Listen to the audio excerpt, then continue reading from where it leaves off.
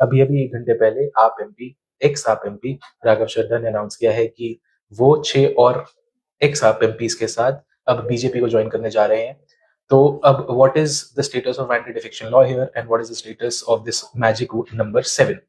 तो क्विकली समझते हैं। 52nd कॉन्स्टिट्यूशनल अमेंडमेंट के तहत 10th शेड्यूल ऐड किया गया था, which is the anti defection law, जो कि आयाराम गयाराम पॉलिटिक्स को रोकने के लिए, उसको प्रोहिबिट करने के लिए या उसको मिनिमाइज करने के लिए लाया गया था। आयाराम गयाराम पॉलिटिक्स क्या है? एक दयालाल करके एमपी हुआ करते थे या एमएलए हुआ करते थे, जिन्होंने 2 हफ्ते में 3 बार एक पॉलिटिकल पार्टी चेंज करते थे, एक दिन में 2 बार।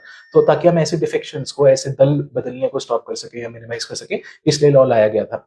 91st कॉन्स्टिट्यूशनल अमेंडमेंट एक्ट 2003 ने एक इसका एग्जेम्पशन प्रोविजन था कि 1/3 अगर स्प्लिट हो जाए तो एग्जेम्प्टेड होंगे, बट उसको भी रद्द कर दिया था और सिर्फ 2/3 मर्जर को हमने फेवर किया था कि अगर 2/3 यानी 2/3 से ज्यादा लोग ऑफ द टोटल मेंबर्स अगर किसी और पार्टी में जाते हैं तो वो डिस्क्वालिफिकेशन अमाउंट नहीं होगा। यहाँ पे आता है हमारा रूल ऑफ मैजिक नंबर 7।